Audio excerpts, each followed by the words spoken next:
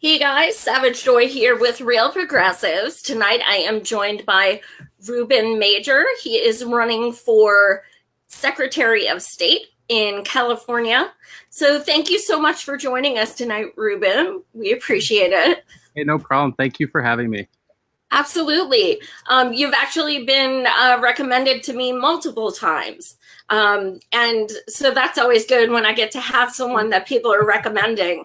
I like being able to have people from all over the country. It's definitely a learning experience as far as like voting rules and everything like that. Ruben, for those of you who don't know, you are a paramedic trainer. You have a law degree, so that's kind of interesting parallel. And you are a small business owner as well. So do you want to kind of just give us a little background of what you do in your jobs and why you're passionate about them? Yeah, you're right. I worked in the field as a paramedic for about 10 years or so. And, I worked on the reservation where my tribe is actually used to be from, which is kind of cool. And I didn't realize it at the time because I didn't know the history. But it was the Gila River Indian community. And, we just service the people out there. I helped set up some of their community relations programs and their emergency medical dispatch system so that, when somebody calls 911, they actually got medical information over the phone. So that was a lot of, fun just setting that up. And heck, we've already made a heck of an impact there, which is really good. And, before they weren't even able to get life-saving instructions out to a lot of people, but, we changed that.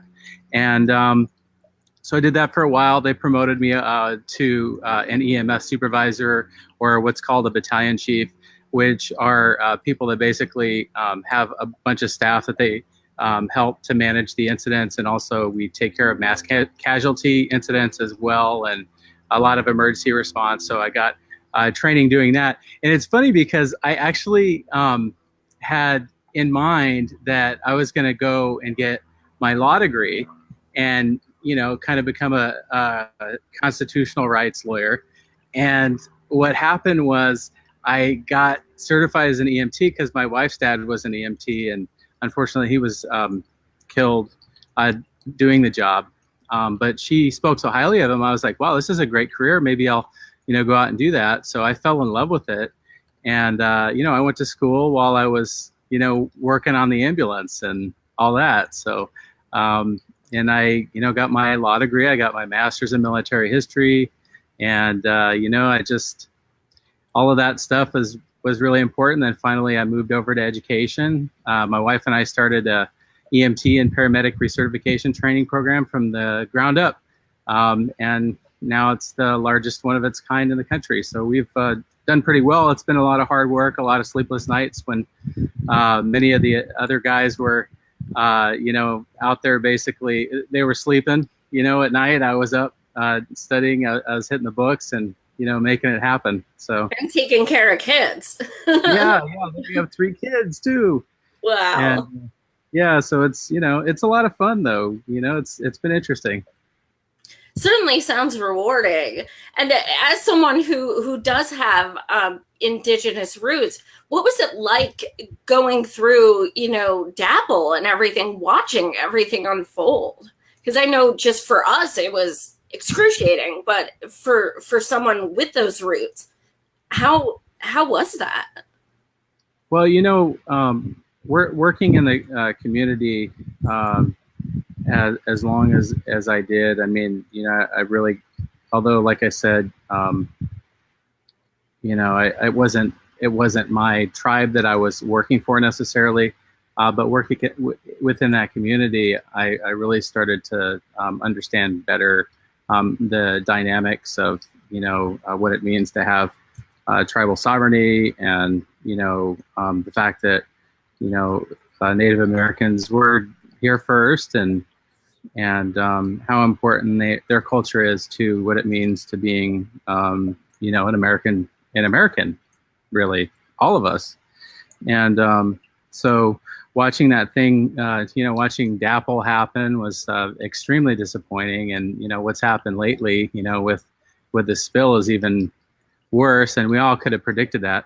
We knew something was going to happen, and we fought so hard. And, unfortunately, it's just kind of one of those things that we've got to get these bad people out of government so they don't keep doing stuff like this. And that's why I'm running, is because I see so much, corruption, and I see, money entering politics and really affecting the way that, our democracy is working. And I think you've got to fix two things. You got to get rid of this dirty money on politics, and you have to make sure that the elections are working right, that they're being administered appropriately, as well as that, we have the right system in place. Absolutely. It seems, I say that all the time, those two things, everything's related to them, essentially. As far as DAPL, you're not going to get oil out of the equation as long as people are taking campaign finance money from, oil companies. So I did see through my research, you are actually against big money in politics. So you do not accept any. Was that kind of like a no-brainer for you, or what made you decide that? Well, I guess, what I had been seeing, and again, as a, I've been a small business owner and a paramedic, and educator, kind of my adult life. And so, I'm kind of looking at it through those lenses, what it's like to be on the street, so on and so forth. I was even homeless when I was growing up, so I understand the struggle. I know how it was really hard for my wife and I to get to the point to where we are right now. We had to work incredibly hard. I just had a conversation with somebody this morning, and I said, I don't even know how it's possible for people to work that hard now and do that. In fact, I think a lot of it's out of reach now because, education isn't as valued as it used to be. And they put you in debt, so much debt. Like I'm in $250,000 in student loan debt. And it's like, this is because I grew up so poor, and now I'm kind of, it's like a caste system in some ways, because now we're stuck in a situation where, we've got to pay this debt off. And I'm just seeing, like I tell people, I really feel like the American dream's slipping away, and I just want to fight as hard as I can to retain it, for my kids, for their kids. And, taking corporate money was something that I saw, was totally counterintuitive to that, because people that take corporate money, unfortunately, tend to vote the way that the corporations want them to. And, it's not working. And everybody is starting to wake up to this fact. And, I'm so glad there's a movement. I'm just thinking if we don't hurry up, we're really running out of time. Absolutely. I had Congressman Rokata on, and he was explaining he came up with legislation to have the people in Congress sign that they would no longer accept any big money in politics, including Roe. 6 people signed. Wow. Out of all of Congress. Okay. So that, now, one thing that I've noticed about that is that there's a way to sneak in corporate donations because they can have individuals bundle for them. So we have to figure out a way to make sure that that doesn't happen too. Absolutely. I don't know what the bill was specifically that you're referring to, or the pledge, but as long as we put limits on that too. Absolutely. Yeah, if you do research, it's like, okay, each person donated $2,700, but guess what? They all work for the same company. Right. Yeah, absolutely. So as you know, back to when you were talking about election reform, you're in California, and we watched during the primaries, we watched Bernie just get screwed, just hardcore screwed.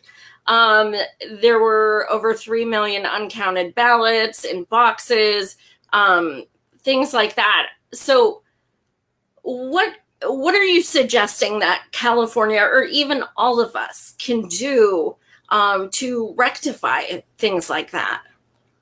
Well, there's a big problem in California with the way that our primaries operate right now. In 2016, what we saw was a process that was extremely complicated. That if you were a no-party preference voter, you had to ask for a Democratic crossover ballot in order to vote for the Democratic candidates. And basically the polling was that the no-party preference voters tended to vote, significantly higher numbers for Bernie Sanders. And the process was set up in such a confusing way as that it prevented people from being able to cast their votes. And we have a ballot surrender rule here, which basically says you have to, turn the ballot in if you want to revote. And so, if you didn't have it, then, you were out of luck. And so you'd had to cast a provisional ballot. And so there were confusing instructions that were given to the poll workers. I spoke with a lot of people that worked at the polls. They noticed a bunch of discrepancies, so on and so forth. But I think that, the best focus here is really making it so that the confusing process just goes away. It's really not necessary for us to even have a crossover ballot. That was something that was invented by Alex Padilla, who's the current Secretary of State right now. He made a very confusing process. He was out there campaigning for another candidate in November, or not in November, but prior to the primary, which is something that I'm not out there doing. I'm not going to be campaigning for other candidates because I think if you're counting the votes, you shouldn't have a horse in the race. So that those two things really combined, I think, decreased a lot of confidence in the way that we run elections in California. I think it should be a lot more impartial. It should be more fair. And the process should be set up so we don't have this confusing crossover ballot. I mean, if you're eligible to vote for a candidate, you just need to be able to vote for them. Take the partisanship out of it. Absolutely. People over party. I'm in Pennsylvania and we have closed primaries as well. And it's so frustrating because I'm Dem exit, but the person I want to vote for is a Dem. So I have to do my so-called Dem for a day. That's what I call it. I enter on the last day I possibly can. And then the day after I vote, I get back out. But, people shouldn't have to be forced to do such things one vote, one person. So you do support paper ballots? Yes. And what about ranked choice voting? What are your thoughts on that? So I've got some thoughts about ranked choice voting. So I think that I'd like to see them study it a little bit more and do some test cases on it. One of the concerns that I have about ranked choice voting is that that I'd like to see addressed is making it not so much machine dependent, because the thing is that you have to set up really complex software models in order to make sure that ranked choice voting is working properly, from what I understand. And so, maybe if somebody could convince me otherwise, my concern is that, for example, if you have 20 different candidates, you've got to have, 20 times as many people helping you count the ballots if you're doing a paper situation. So paper audits are going to be, I think, a little bit more difficult in those cases. But, hey, democracy prevails. Maybe we can make it happen. I just want to see it kind of perfected before we implement it, on a massive scale. Right. That's a good point. If there's more than 3 candidates or so, it may get complicated.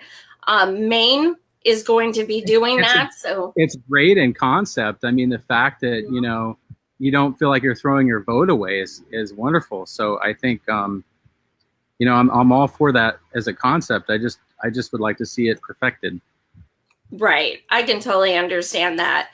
It'll be interesting once we get the results from Maine and we'll be able to kind of analyze that and see how that works.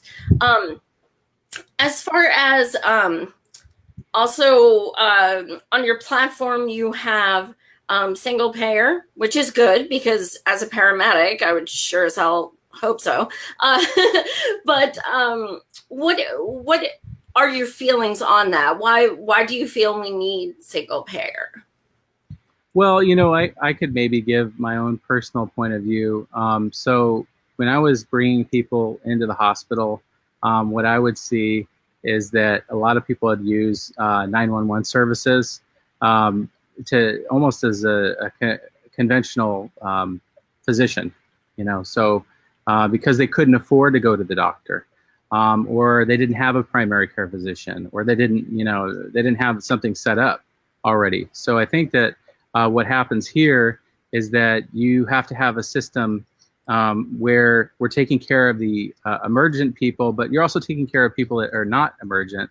And so with single payer, what it does is it would make it so that people are going in to see their doctor instead of clogging up the emergency rooms, so that when you have a heart attack or you have a stroke or your loved one is injured in a car accident, they're seen immediately.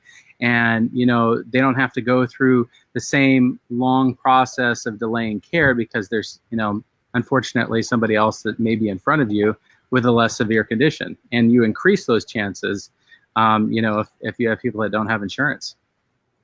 Absolutely. So along with that, it saves lives and money. What's that? Oh, I said, besides the fact that it saves lives and money. Yeah, well, that, it saves money from the peons, though, not from the corporations. Exactly. So with that, how do you feel about lowering the prices of from big pharma? Well, those have certainly gotten out of control in recent years, and they've always been pretty high. Just as an example, I can think of, an IV bag, right? So we have a training center, and I can remember we would order IV bags just for training for, a couple dollars. And just when you see how much money they charge to do an IV, it's just outrageous. It could be anywhere from, $100 to $300 to do that procedure, even more in some places. So I think that's, unfortunately, that's artificial price increases. And I think, those are just out of control. We have to do something to stop that as well.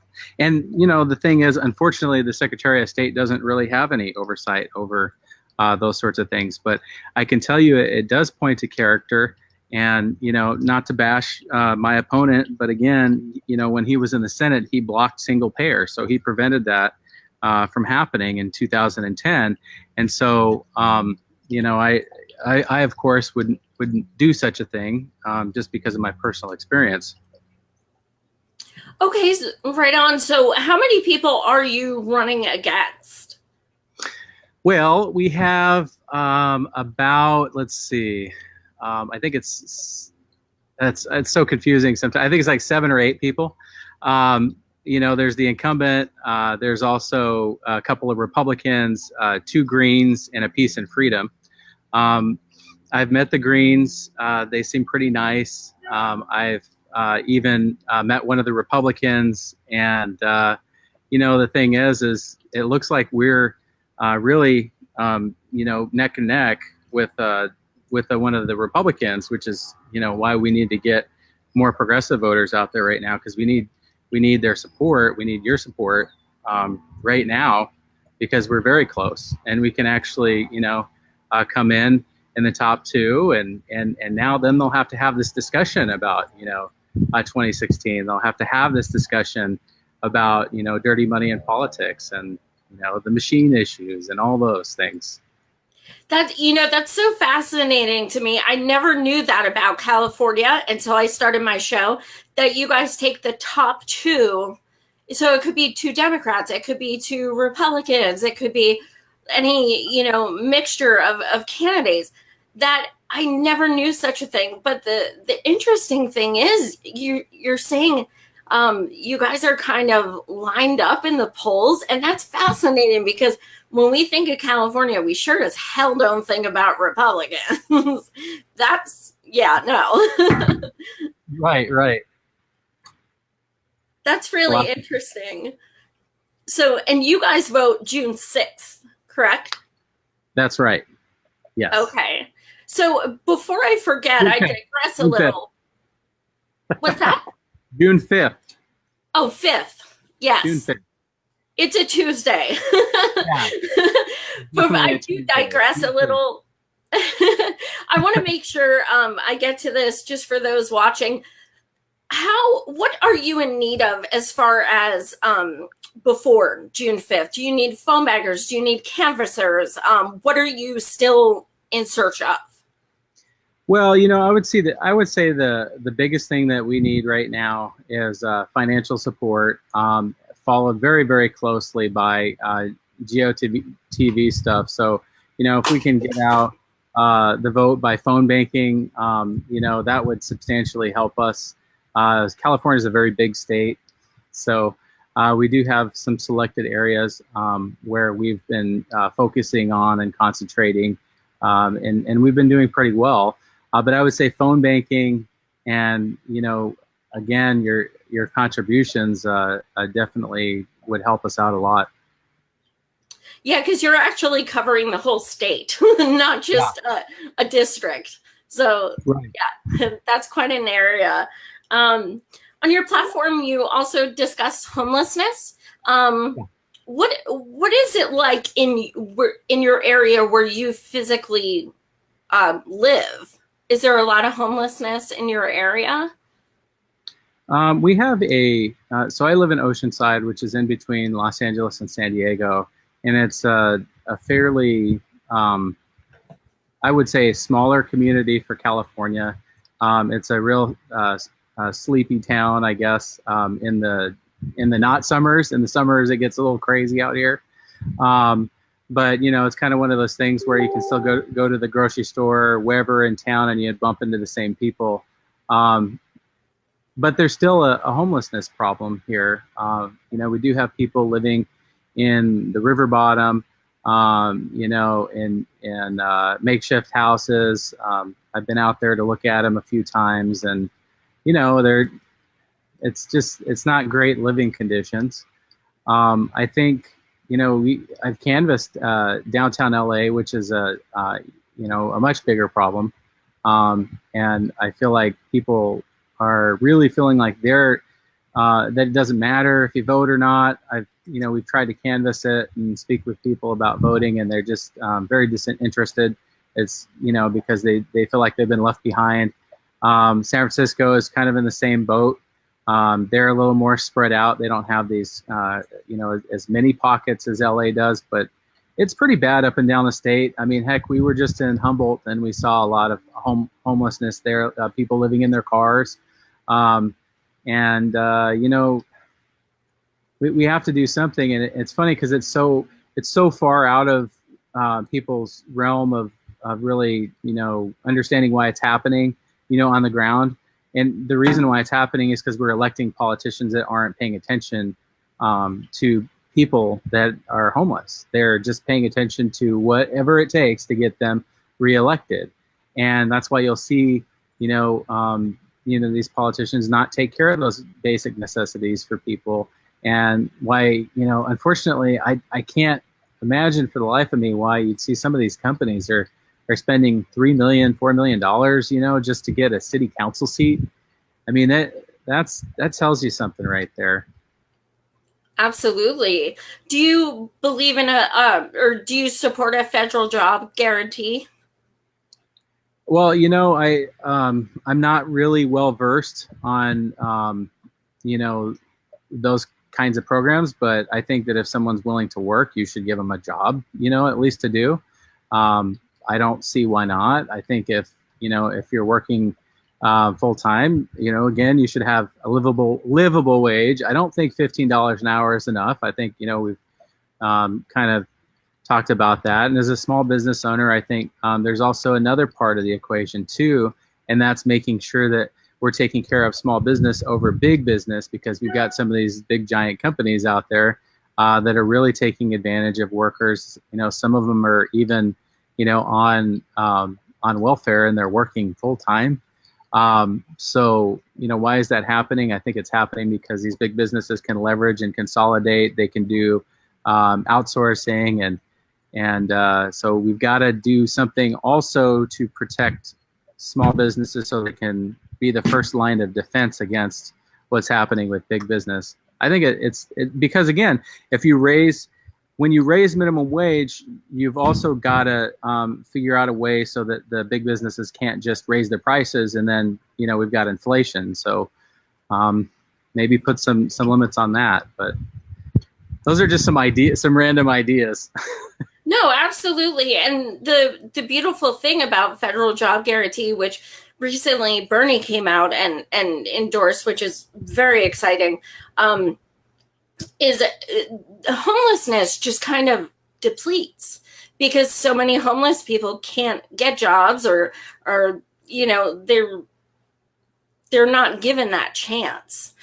So you have people who are homeless or hurting financially, and people don't feel obligated to stay at dead-end jobs anymore because they're going to be given one that they can actually have a living wage and survive on. So yeah, definitely look into it more. It's something that people are starting to put on their platforms a lot. You also discuss racism on your platform, and you state that you have, dealt with situations in your past. So can you kind of explain a little bit about why you would put that on your platform? Well, I think, what we're seeing with the way that things are happening in our voting system right now is we're looking at the potential for massive electronic voter disenfranchisement. On a scale that we've never seen before in this country.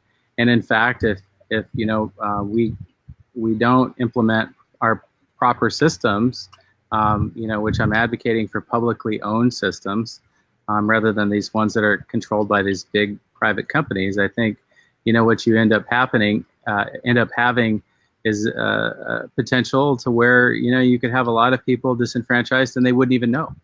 You could say, oh, wow, that's strange. California seems to be turning, very, like not turning out the vote for, minorities, so on and so forth. We've also had a couple of ACLU lawsuits against the current Secretary of State over the where mail-in ballots are being treated, and some other access issues that are potentially going to disenfranchise up to 100,000 more voters.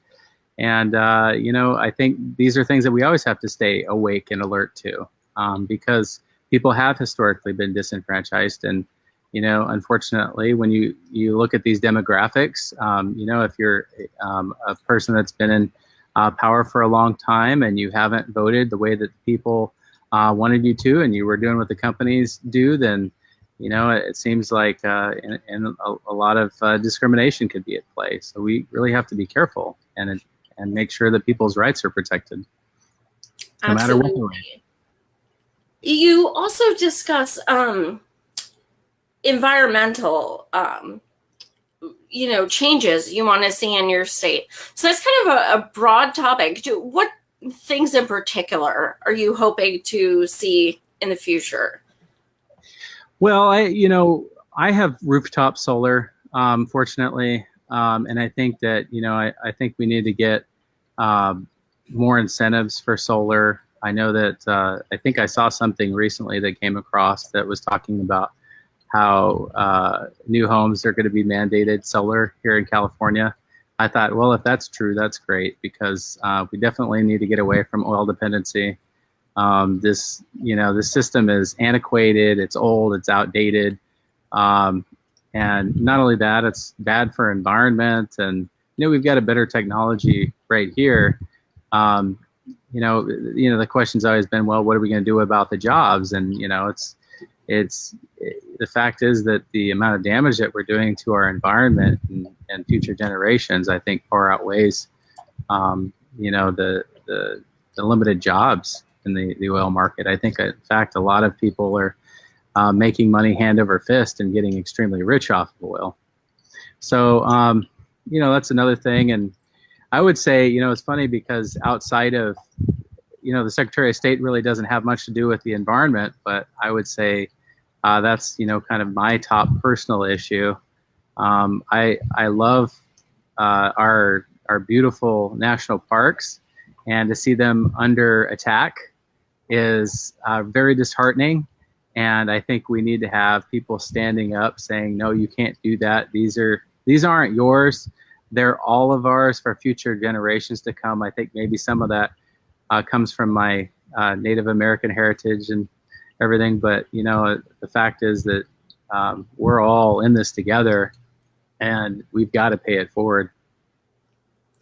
Yeah, and even though you wouldn't be, lack of a better term, in charge of environmental needs, we just need to have people fighting for us. Even if you can't make those legislative decisions or what have you, we just need people representing us who feel the same about these things.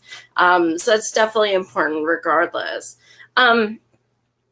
So you do actually, I believe I touched on everything on your platform. How do you feel about private prisons, for-profit prisons?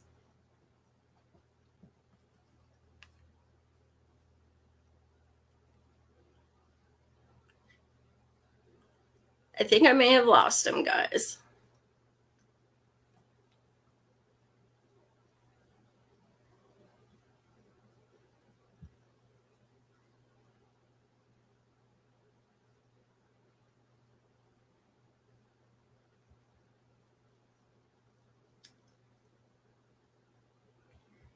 Yeah, I think I may have lost him. So I'm just gonna wait a second to see if he could get back in.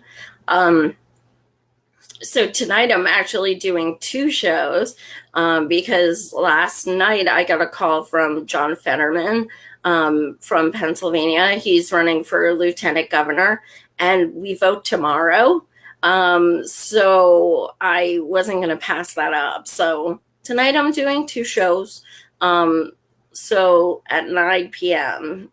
Eastern, if you want to come back in about an hour, I will be interviewing him. Yeah, Rob, okay, there he goes. Hopefully he'll come back. Technology is the worst part of this job, just so you guys know. Especially if someone's overseas or something like that, or they have shit Wi-Fi, or it's definitely not fun.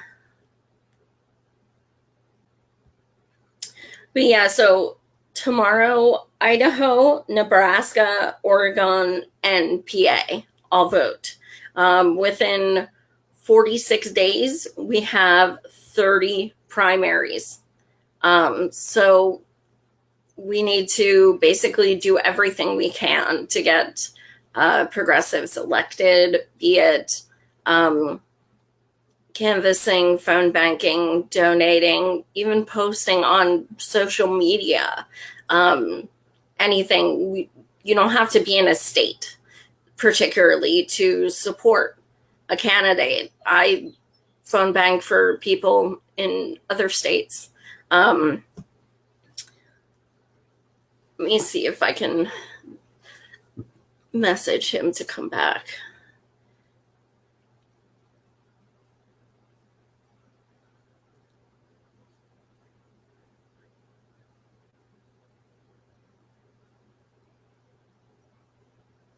Sorry, guys.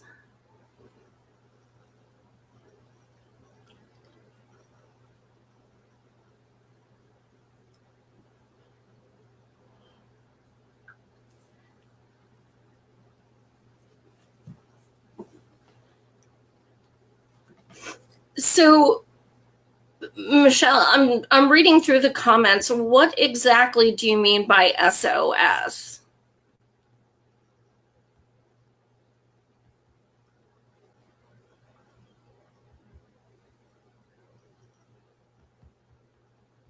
If you're still watching, I'm kind of curious. I'm not sure exactly what you mean.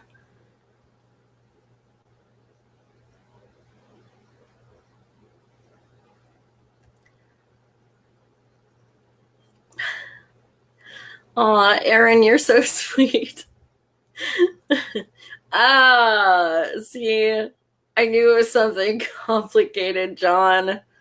Yeah.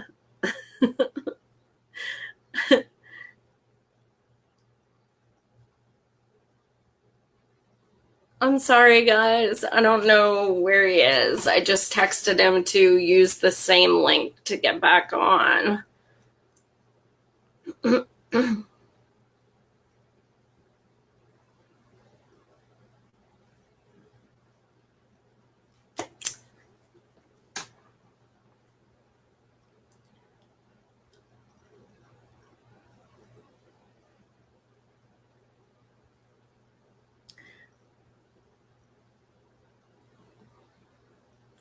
Hey, Kathy, I am waiting for my guest to hopefully come back on. So, unfortunately, this is not good timing for you. I apologize.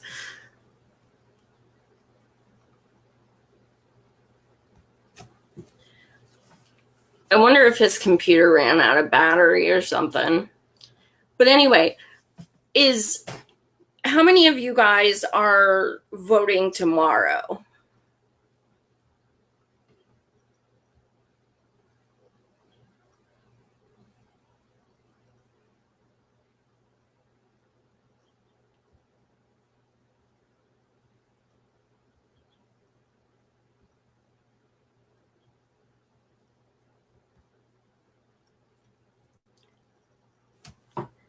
Okay, so I'm going. Oh, okay. Ruben said he's trying to log back in.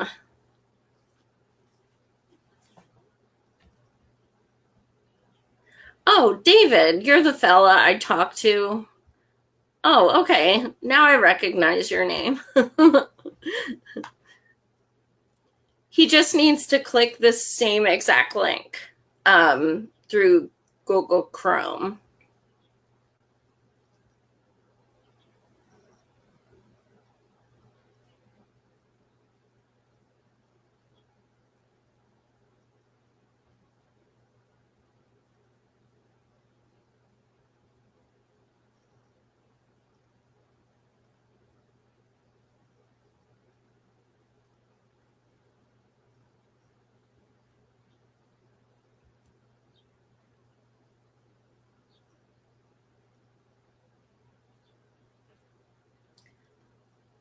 While we wait, if you guys want to post in the comments what candidates you're following, who you support and personally endorse. I've interviewed almost 80 of them, so I may have, interviewed some of them, but I'm definitely always open to suggestions. Of course, states who haven't yet voted, or states that are not voting tomorrow.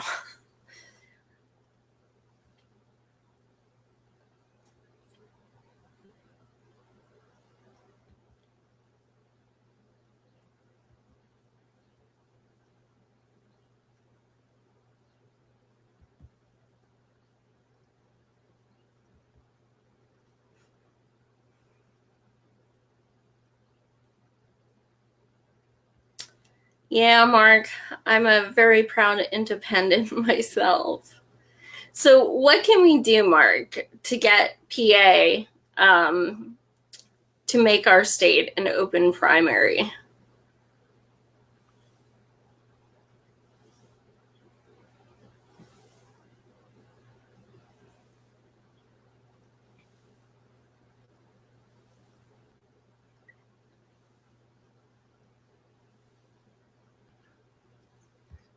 And he's back. I was like, just click on the same link, but I didn't know how to tell you. I had to grab a bite to eat real quick. I'm just kidding. Terrible joke. I got another laptop. Oh, okay. Yeah.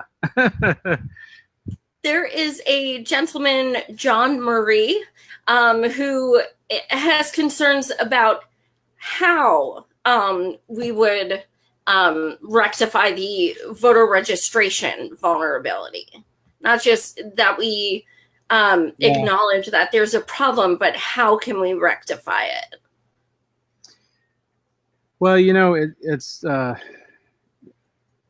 interesting because just recently the DHS came out with an advisory about PHP and also an advisory about some of the content management systems that people are using. Basically, what that is kind of like a storefront for, you know, a lot of people's websites that are being used.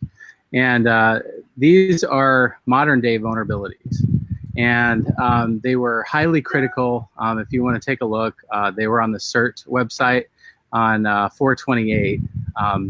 And I am beside myself, but really beside myself at just looking at the extent of these vulnerabilities. So, you know, the thing is if we're operating systems and machinery that's 15 to 20 years old, you know, in our state, then, you know, we've really got a serious problem that needs to be rectified immediately. And, you know, just think of the amount of exploits and vulnerabilities in systems that are 15 to 20 years old. I mean, if you can get into a system that's, you know, brand new. So I think, you know, the first thing that does start is trying to minimize it as much as possible. You know, routes of attack as much as we can by limiting. You know, again, we've got voter registration systems, we've got vote tabulation systems, we've got our vote counting process, and all of these are interdependent on one another, and they've all got to be secured better.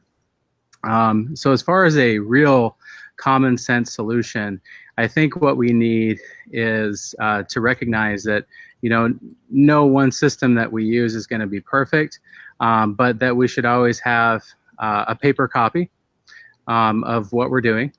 So, you know, to make sure that that's functioning properly when we're doing a vote tabulation. As far as our voter registration rolls are concerned, we've got to update that system. It's so interesting the way that it works right now. So for what I can gather, the counties do their updating onto the voter registration rolls, and then they submit that information every so often to the Secretary of State's office. And because all the counties are not uniform, they use different methods to kind of get these into the state format. And I think what it looks like that they're doing in a lot of places is really they have a tech that's working on the data, and that tech is basically uploading that information to the system. I think you've got to have a system that's more proactive. You have to constantly be probing for vulnerabilities. You've got to have, you know, people in there. One of the things that we've advocated for is a bounty program.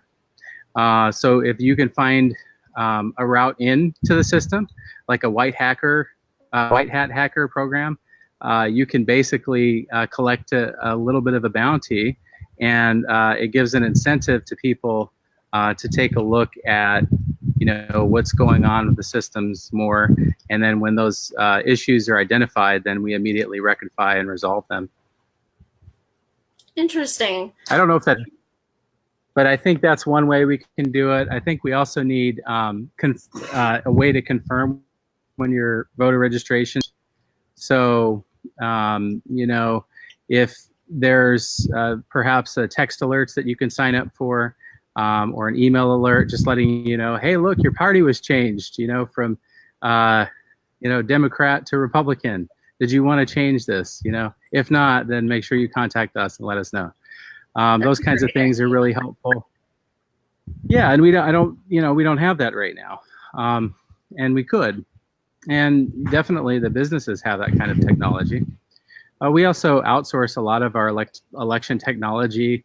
I use the word outsourcing because we actually outsource our election technology to foreign companies, which is pretty concerning. I don't think anybody wants a foreign company running their election systems, but somehow, some way, it's happened. And so, you know, I think we need to take back ownership of our own systems. I mean, California is, like I said, the tech capital of the world. We should be able to come up with a solution that's going to be the envy of the rest of the country right here. Well, one of my biggest concerns also in the primaries was that the guy who made every single voting machine in 12 states donated millions to Hillary's campaign.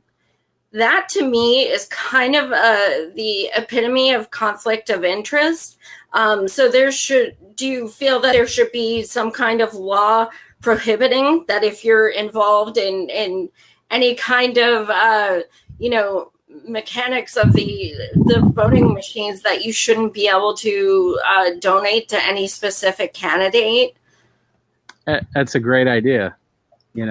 I think definitely the fact that money is involved in our politics. Now we've got, a situation where you're saying that, one of them's donated to a political candidate. I mean, this is problematic. I think, people look at that as a conflict of interest. I think that's definitely something we don't want. The gentleman named John Marie also asked, would you support repopulating the voter registration systems? Maybe he could be a little bit more specific as far as what he means by repopulating, because that's a pretty in-depth tech question. And so maybe it'll help our viewers. See if I can get some better lighting too.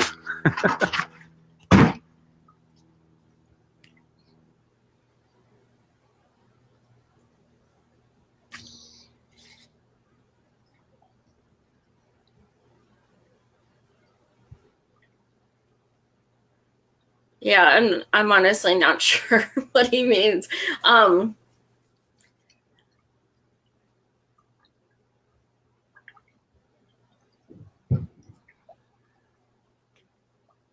So how do you feel about those, the idea that when you vote, you can get kind of like an ATM receipt? That's being proposed as well. I'm not opposed to that idea. I think we actually need the physical paper ballot. I think we need what I'd like to see is 100% paper ballot audits at the precincts on election day. Now, whatever that technology is, to get us there is, whatever the best solution is. What I'd like to see. There's a lot of different angles as far as what systems people certainly would like, because some people unfortunately have skin in the game. So what I'd like to do is maybe look at a different industry and see what's working in those other industries, where we don't necessarily have the same the same old arguments over and over again. I mean, I think we need some fresh perspectives when it comes to what's going on with our elections right now, especially with what's happening with the different vulnerabilities.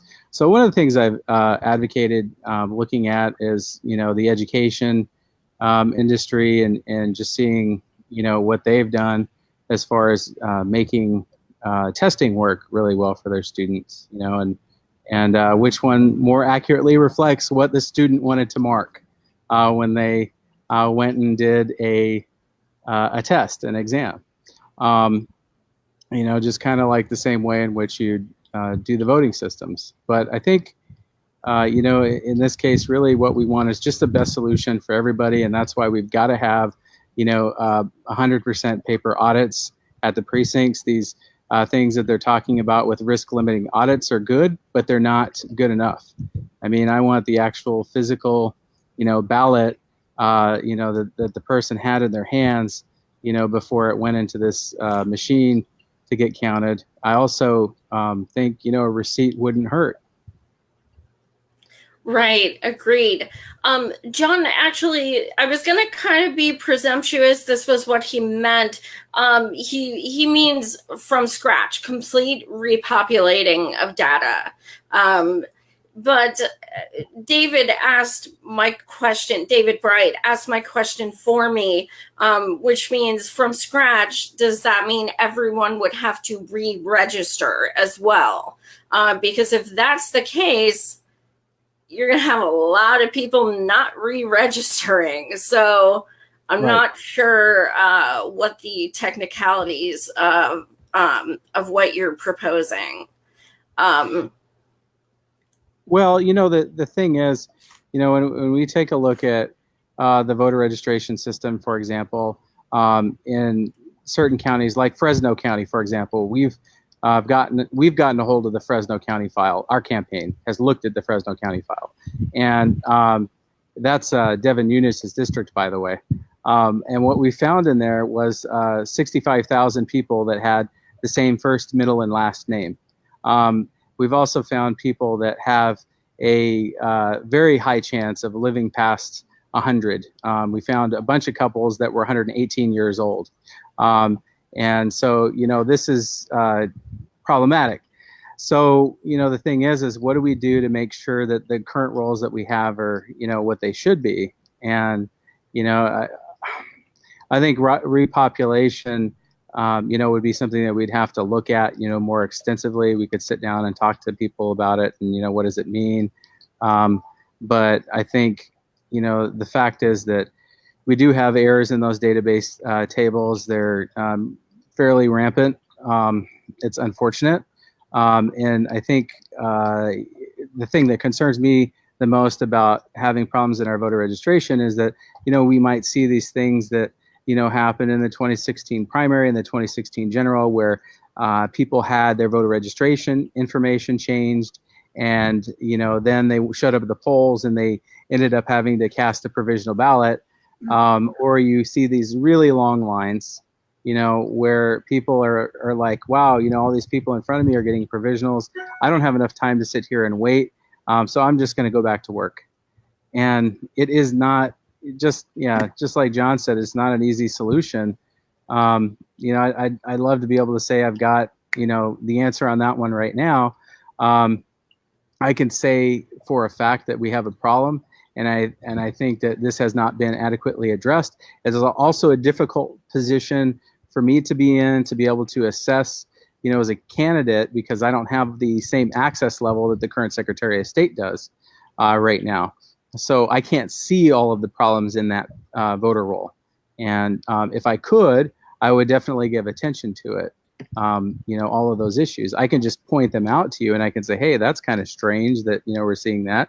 Wow, it was kind of interesting that we saw, a bunch of people that got provisional ballots because their party was changed or their sex was changed or their date of birth. I mean, look at Allegheny County, we've, in Pennsylvania where they had all those issues. I mean, this is, going to be a problem moving forward. We should be very well aware of it. I could almost guarantee you that we'll see the same thing happen again here with the primaries, which is really disappointing that our government has not stepped up to the plate when it comes to our voter registration systems and coming up with a real solution. Like I said, I'm still looking at files that have weird things in them. And by the way, something else that we recently discovered was that if you are a minor, your information is also in the voter registration database. So a lot of these parents who had their kids, their kids registered might not even know that their information is contained within that database. And so I think that's kind of concerning as well, because as a parent, I don't know if I would like, my kids' information put in the same database as, somebody that's going to vote.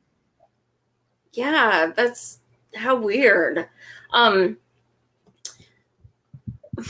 Mark, you made me lose my train of thought. So Did I do something wrong? No, he's just like, he said he's in Allegheny County. Okay. So he okay. knows all about that fun stuff. He's one of our teammates and he makes me laugh so hard all the time. So I try to, sometimes it just,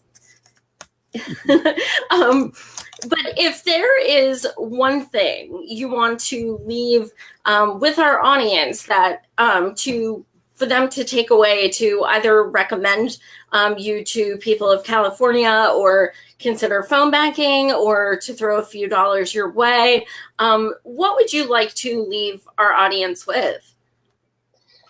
Well, I would say that no matter what happens, do not want another 2016 election. We don't want another 2016 primary. We don't want another 2016 general. we had so many problems. We need to pay attention to our election technology. California has the ability to do that right now. We are, like I said, the tech capital of the world. We can come up with a solution and hold the rest of these states, accountable for what they're not doing. And you know what? We can be a solution for everyone. And I think that that's the responsibility right now, especially with what we've seen coming out of Washington, what we've seen in these swing states, what we've seen, unfortunately, even in our own state here in California, in the primary. So, what's going on in there? I talked about a lot of vulnerabilities. I think, with all those vulnerabilities and those exploits, anybody with some advanced technical knowledge, unfortunately, could get into a lot of these machines. And, we've got to guard against that immediately. Absolutely. And I did remember what I was going to say. I was going to suggest that your volunteers have them at those polls, because they can be your eyes and ears, just in case, people will then feel intimidated, and then hopefully you won't pull any shenanigans. But thank you so much for joining us. Again, California votes on June 5th.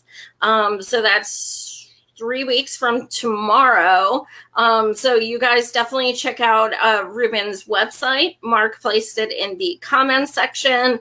And again, I am going to be live in less than an hour again with PA candidate John Fetterman, and we vote tomorrow. So I definitely encourage you to check in. He was just endorsed by Bernie. So it should be an interesting talk.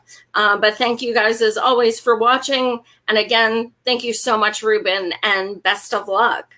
Hey, thank you very much. Appreciate everything. Absolutely. Take care. You too.